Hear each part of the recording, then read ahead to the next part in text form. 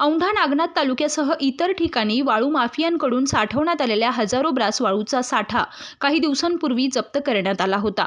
ही वाळू गोरगरीब लाभार्थ्यांसाठी मंजूर करण्यात आली होती, परंतु काही राजकीय नेत्यांनी तथा त्यांच्या कार्यकर्त्यांनी लाभार्थ्यांसह ट्रॅक्टर चालकांना वाळू नेण्यास मज्जाव करण्यात आला होता।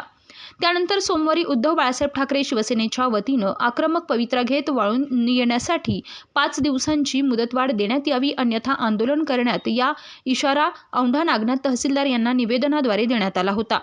औंढा नागनाथ तालुक्यातील रूपूर व धारसह इतर ठिकाणी वाळू माफियांकडून साठवण्यात आलेला हजारो ब्रास वाळू साठा जप्त करण्यात आला होता। शासनाच्या नियमाप्रमाणे गोरगरीब घरकुल लाभार्थ्यांना 5 ब्रास वाळू मोफत देण्यासाठी मंजूर करण्यात आली होती।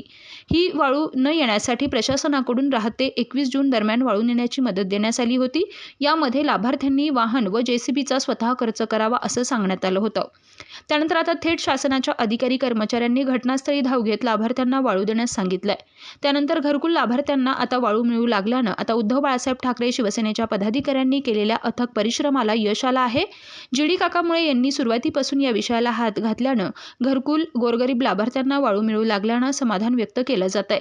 त्याचबरोबर औंढा नागनाथ शहर तथा परिसरात विजेचा नेहमीच लपंडाव होत असताना महावितरण कार्यालयात उद्धव बाळासाहेब ठाकरे शिवसेनेच्या वतीनं विद्युत पुरवठा सुरळीत करण्यासंदर्भात निवेदन देण्यात आलं होतं। त्यानंतर आता औंढा शहर तथा परिसराला सुरळीत विद्युत पुरवठा देखील सुरू करण्यात आल्यानं व्यापारी तथा शेतकरी वर्गातून समाधान व्यक्त केलं जात आहे।